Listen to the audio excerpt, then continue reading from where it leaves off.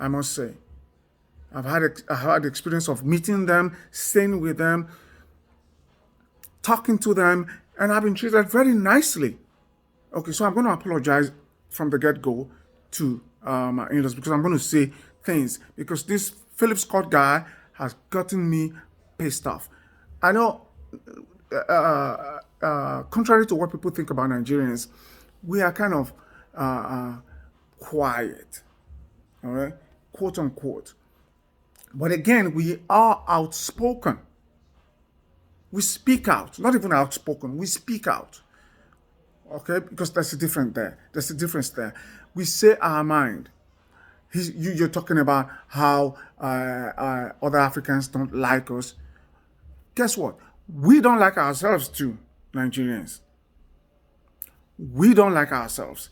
We only like ourselves, we're only united when our national team, the Super Eagles, our national football team, like the real football, not the one you people carry around with your hands and you call it football. The real football team, the Super Eagles, when they are playing, that's when we are united. So don't come here talking about how other Africans don't like us. We don't like them too.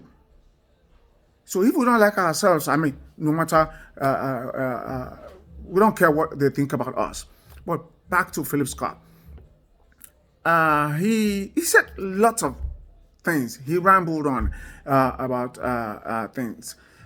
But I'll start from where he started from. Austin Chenge. You say he's Nigerian. Okay. He came from Nigeria to the US and is contesting for governorship. He's speaking as a private citizen, as a private person. That is the atmosphere. That is the environment. That is the atmosphere Trump created, right? For you to say things, to push your own political agenda. Just push a conspiracy. He pushed the conspiracy, Trump that is, and he won. So everybody is kind of tagging on that. And that's what I think Austin is doing. But how dare you, Phillip Scott, come against all Nigerians for what one of them said? Okay, I'll try and go about it step by step. You say you rock with Nigerians if they rock with you. We don't want to rock with you. Okay? We are 200 and something million people. If we want to rock with ourselves, we have a lot to rock with. Okay? You're talking about Akata and Oyibo. First, schooling session. Let me lecture you about some things. You see that Akata word? Okay? It's a word of endearment. Okay? I live outside of Nigeria. If I go back to Nigeria, I am an Akatarian, somebody from a foreign country.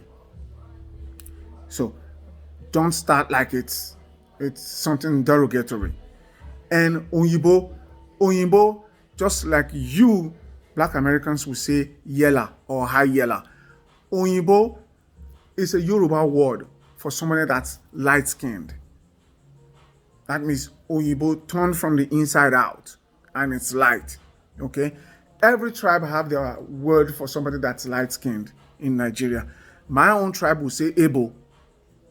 That's somebody with light skin. The Igbos will say Onyocha. That's somebody with a light skin.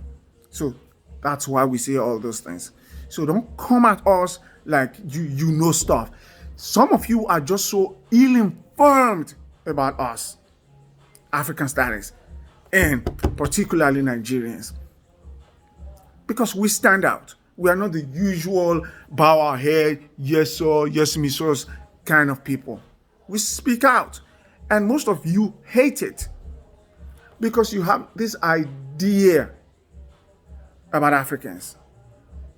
Okay? Yes, we are most Nigerians, like the Ghanaians you mentioned are subservient.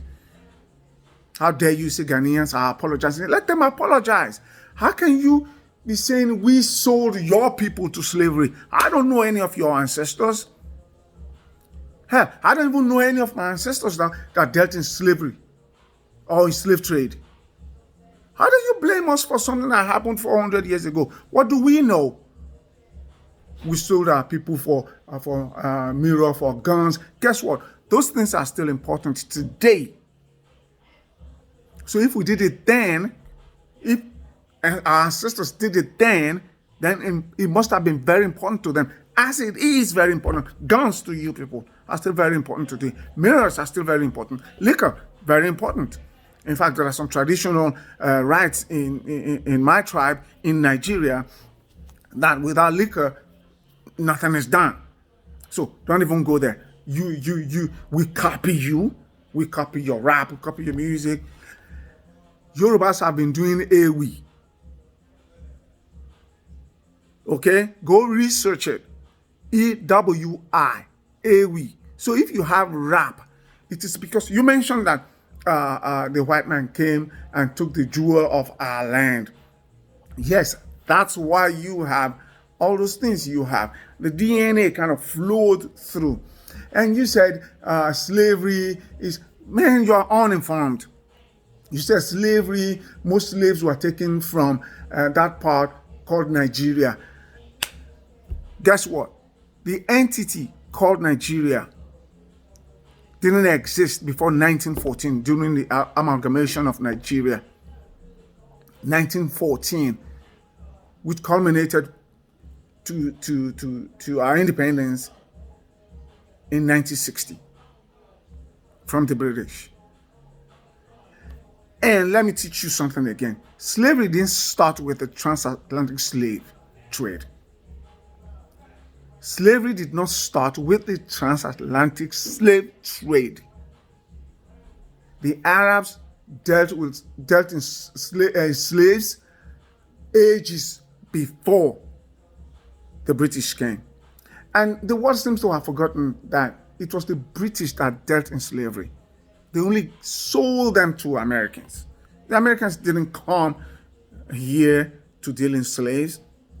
The British, sleek British, who kind of stepped back and presented themselves as the abolitionists. They didn't abolish nothing. They started it. And Americans didn't discover Liberia. Okay? Free slaves were dropped there. Or those ones who wanted to go back to Africa were dropped off there. So don't you go saying Americans discovered Liberia. Ghanaians can apologize till tomorrow. Ghanaians apologize for everything. We even say, when you step on a Ghanaian's foot, he will apologize to you and I even ask you if you were hurt. You are saying some African Americans don't want to come to Africa because they are free to meet people like Austin. We don't want you to come. Go to Ghana. They apologize. They need people. They need you people to. I hear Stevie Wonder is moving there. Even that is a white privilege that's rubbing off you people. Yes, that's rub off white privilege, that you can up and away and move to any place you want to. That's white privilege. Without your knowing it, you just kind of let it slip. Okay, that Austin should go back to where he come from, or where he came from.